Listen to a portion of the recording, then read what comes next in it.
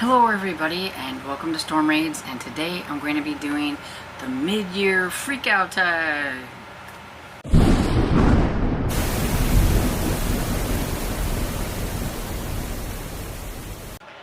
Okay, so I do this tag every year and everything, and I'm a little behind on getting it up, so sorry about that. Seems like everybody else has already done it, but the last week in June and the beginning of July has just been kind of like crazy hectic. I was really bummed out the last week. My pastor that I've known for since I was 18 passed away. He was 81 years old. He gave this really good sermon, and then the day after he passed away, it was we knew that it could happen, but it was still pretty shocking and happened really quickly. So I've been really bummed about that and everything, and how's our church going to go forward and everything. And then July just started with a bang, with spending 6 hours at the car shop, and we're actually at my aunt's while we're waiting for the car to be done. We thought we'd be done in 3 hours, and a whole day later. And yeah, and then grocery shopping and all kinds of stuff. It's just been really hectic, but I've been really wanting to get to this because this is one of my favorite things. But I've revamped it, okay? So I don't really feel like a lot of the questions are like me, and this year I decided that I wanted to kind of revamp it more as if I was going to do this, and it wasn't like a tag. This was just something I was going to do. I had thought about doing just my own mid-year thing, but I was like, no, we'll still call it the mid-year freakout tag. It's still, the basics of the questions are still here. It's just I added things and I took things away. I am a series reader. I don't read a lot of standalones, and sometimes I feel like some of the questions are best for the standalones, but I also think some of the questions are for people who read a lot of romance and fantasies and things like that. I don't know, I'm a series reader, and I read mysteries and things, and I read a lot of middle grade. And so what I've done is I've kind of split it up into, for most of the questions, for my favorite adult books and my favorite middle grade books. But I've also split it up into best standalones, and then I have a round of series questions and everything. So the first section I have is my standalone books, and so for best adult book, I have This Matter of Marriage by Debbie May Comer. I read this for my retro romance readathon in February, and then I watched the movie that's based on this book to see how different they really were, and they are totally different. And I really kind of like this. I liked this, but I liked the movie for a few things that was in it that were funny, but I really enjoyed this one. And so this is probably going to be one of my favorite Debbie May Comer books. And then for best middle grade standalone is Bump in the Night by Amalia Howard. This was a okay, I never can say it right. Caribbean mythology, I think, somewhere around in there. That's what it was. And everything about a young lady who had to go and stay with her grandmother, and then gets involved in a lot of strange happenings and stuff like that. And I thought it was a lot of fun.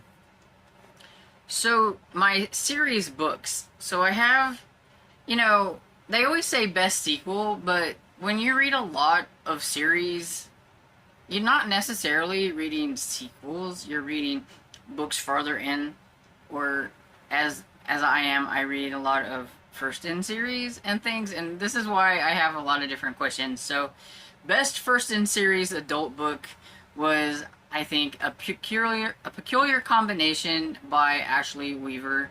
I really enjoyed that and everything. It was a lot of fun, and because I enjoyed that, I actually ended up reading the second book in the series, and I can't wait to get further along in the series. And so my best first book in a series for middle grade was The Tower Treasure by Franklin W. Dixon. And this is the first in the Hardy Boys series, and I was kind of surprised at how much I actually really liked this one. I've not really tried Nancy Drew. I went ahead with Hardy Boys first. It's probably the tomboy in me that, you know, was like, let's read what the boys are doing.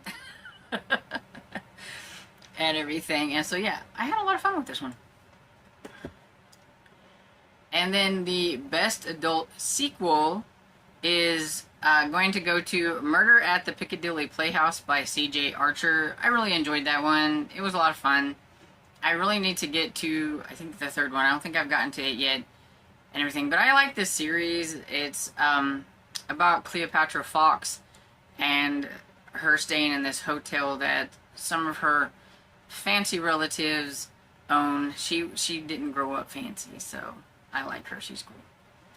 And then the best middle grade sequel, I'm going to give to Blue Moon by James Ponti. This is the second book in the Dead City trilogy. I actually finished this trilogy this year and everything, so overall it was just a really great series, or trilogy, and everything. And then I just have best series book, because I read a lot farther into a bunch of books, series, and everything, and I needed an excuse to say Fatal First Edition by Jen McKinley, which is like book number, I think, 14 or 15 in the series. It's like, I think it's 14. But don't quote me on that, because I didn't write down like where they were actually in the series. But yeah, I'm all caught up on this series now until a new one comes out. I think there's a new one coming out later this year. And it's a Christmas one, I believe. And I'm really excited and everything. But yeah, Fatal First Edition by Jen McKinley. Love it. Best series middle grade book, Fright Bite by Jennifer Killick. This is number 5 in the Deadwood series. And this makes me all caught up with this series. I never know with this series until one comes out if there's going to be more or not. But I really like them. They are middle grade horror with animal attack type things in them. I don't think they're ever like too incredibly gruesome or anything like that, but they do always involve an animal of some sort or a parasite. But yeah, they're pretty cool. And then the sad part, worst adult book that I've read this year. And yeah, this one goes to The Eye of the Sun by Dorothy Cork. I think that's in it, yeah. One of my retro romances. I DNF'd this one. I didn't even get through it. Tammy from Believe in Yourself and I were buddy reading this. She actually managed to finish it and she hated it. So I don't feel bad about hating this and DNFing it. I was just like, it's going to put me in a slump. I cannot go any farther. The main male character in this was just so... I just couldn't do it. I love the cover. It's got such a pretty cover. I love the covers of my retro romances, but I understand that not all of them are going to be hits.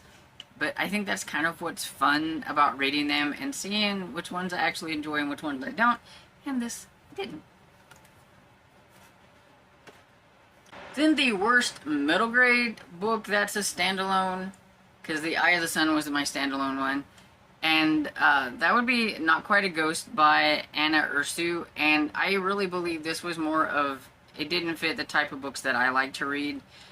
I think a lot of people will enjoy this if they, I guess maybe they have a little bit more empathy towards like what this book was supposed to be about and what the author was trying to do. I wanted a horror book and that wasn't what it was, and I just didn't like it. So the worst adult sequel was Once Upon a Murder by Samantha Larson. Now I could have put another book here, but I'm saving it for another section. But yeah, I just didn't like this one as much as I did the first one. And there was this it kept talking about like women's monthlies just way more than I cared to, you know. And I understand, I think, where the author was going because of like how things happen at the end, but it's just, I didn't like it.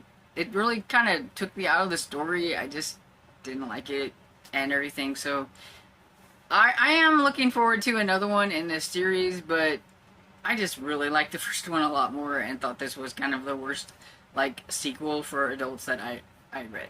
So the worst middle grade sequel would be Goblin Monday by R.L. Stine, and it really surprised me, but out of all the middle grade books, this is the worst like sequel that I have. I was liking it up until the end. I feel like sometimes R.L. Stine just doesn't know how to make a good ending on some of his books. This is the second book in, I think it's The House of Shivers, one of his new Goosebump type books. And I really liked the first one and everything. And this one was really good up until the end, and then I was like, really? That's how you're gonna do this? So yeah, I did not like it. Okay, so most surprising book. So I have several for this one because this has been a surprising year. So, I have The Big Sleep by Raymond Chandler. I read this earlier in the year for March Mystery Madness, and I really enjoyed this.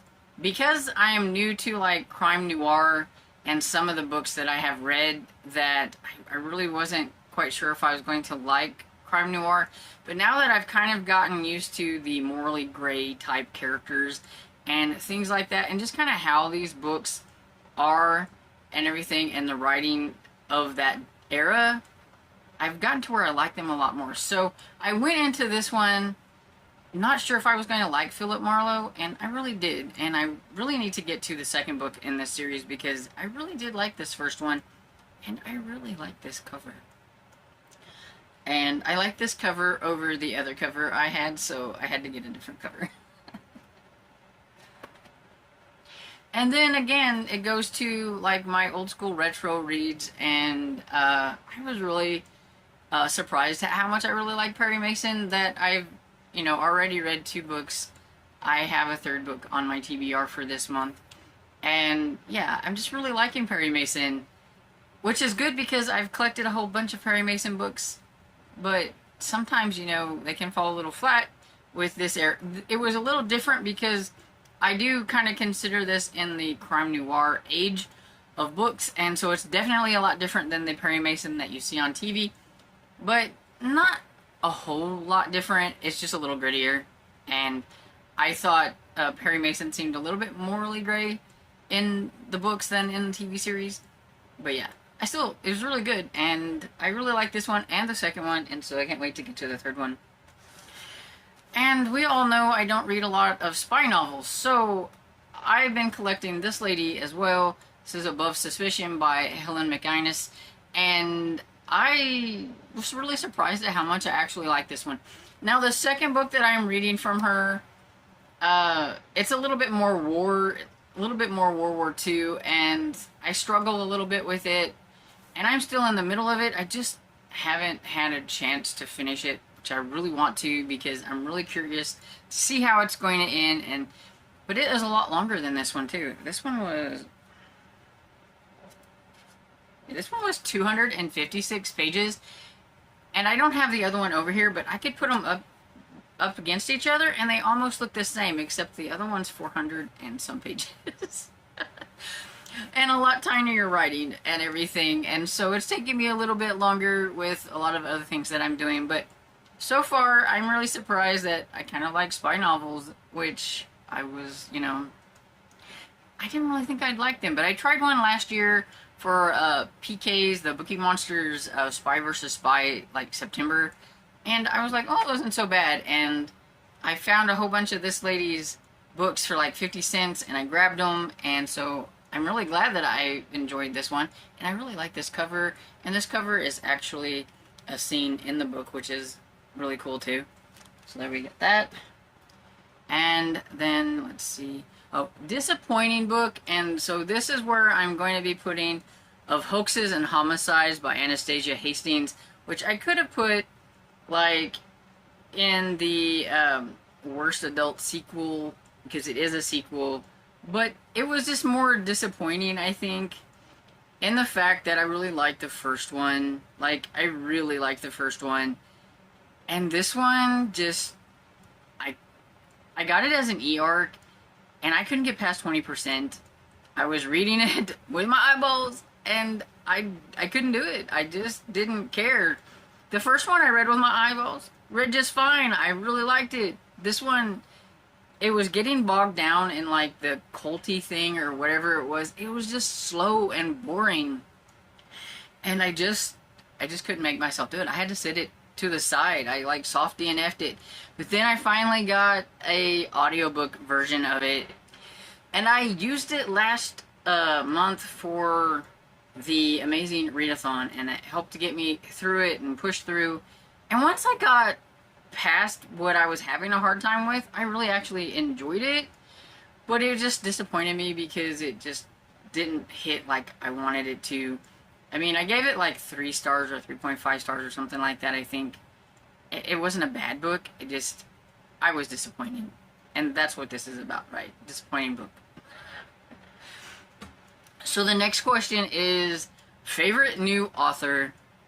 Okay, so what I have here are potential favorite new authors because I've only read a couple of their books, but I liked what I've read so far, so I think they have the potential to be favorites, but I don't really consider them favorites until I've gotten a little bit farther into their series, or I've tried more than one series. And so out of the books that I have read, this is what I come up with. And so my potential favorites are Ashley Weaver, because I have read 2 books in the Electra McDonald series. C.J. Archer, because I've read a couple books into the Cleopatra Fox. And Colleen Cambridge, because I have read a couple in her Fidelia Bright series and everything. And I do have the other series that these authors write on my want to read at some point list. So I do see them being favorites, like potentially being favorites. And I think the same can be said with like Helen McInnes. I think she has a potential depending on how more books that I read from her goes. Perry Mason and like Raymond Chandler, because I've really enjoyed these. And so I do think they have the potential as well of being like favorites from my like retro books and everything. Favorite new character, I had a hard time with, so I decided to just go with Frank and Joe Hardy because I really liked them. I've read 2 books in this series so far this year, and I kind of like them. They are definitely not afraid to like go into a little bit of a dangerous situation, which I thought was interesting since these are like from the 20s and everything and stuff. So yeah, I thought they were a lot of fun. They're definitely different than middle grade books of today. You can definitely tell it was a product of its time, and I really like them. And then, okay, so it has a beautiful cover, and so these are books that I deem beautiful because these are the kind of books that I like to collect. And for me, these are pretty. It's not because they're like have like this like incredible like pretty, like a lot of people do their sprayed edges and gold foils and all that kind of prettiness. I'm doing my old ones because they're really pretty. So I like how like the Perry Mason ones and things are. I liked these. You know, look at that pouty look that lady has and everything. Like I said before, I liked this. I really like. I wish this wasn't messed up because I really like this cover, but they put the tape thing on there for the price, and then the lady ripped it off, and I about had a heart attack because that's what happened. But I really like the artwork in a lot of these and everything. I have a lot of them here. And yeah, I'm pointing out a lot of, I think I'm in my, like, mystery spy era, but I do still like my pretty, retro, romance books and everything, too. And they have a pretty in there. And everything, so, to me, any of my, like, books, I think, are pretty. Here's some of the ones on my TBR and everything. You know, I really like the colors here and everything. So, to me, that's pretty books. And then, what books are you wanting to read that came out but you didn't get to? And there have been a few that I have just been meaning to get to, and I just have not done it yet. The Poison Pen by Paige Shelton. This was an e-arc that I had, and I had started it at some point, and then I got bogged down with other things. I need to quit letting myself get bogged down with readathons and remember that I can read a couple and participate. And I think I'm done with team-based ones that are, like, super, like, competitive. Because I need my mood reading and everything. But, yeah, so I got that one. And To Slip the Bonds of Earth by Amanda Flowers. It's the first book in the series with the Wright brothers' sister. I don't remember. I think her name is Catherine or Kathleen Wright or something like that. But I have that one that I need to get to. And Extinction by Douglas Preston. This is something different than the Pendergrass. He is one half of the Preston and Child Pendergrass authors, and this one was different, and I have this one, and I really wanted to get to it, and I just haven't done it yet, so I need to try to prioritize getting to at least those three. I have way more. I mean, I could be here all day and list things, but, you know, the video is getting long as is.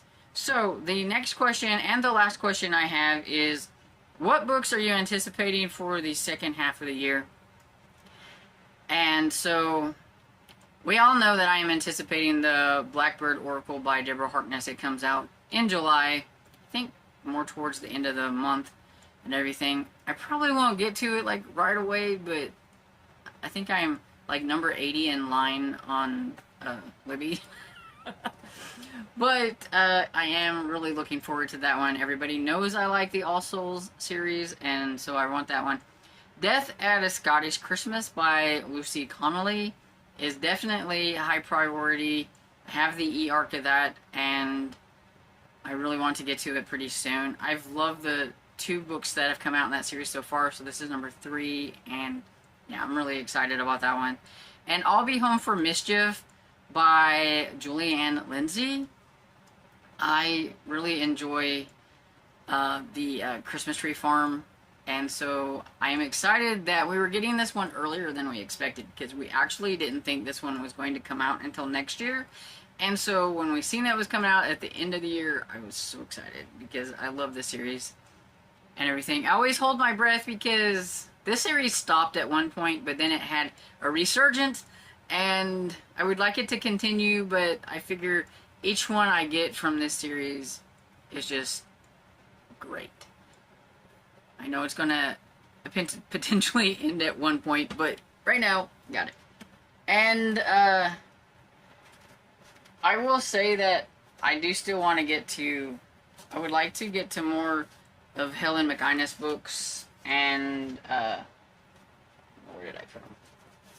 And I want to get to more Perry Mason books and everything, so I do have one on my TBR, and so I know I will get that read, but yeah. I'd like to read more of my retros. I mean, even some of my romance ones, I'd like to read more.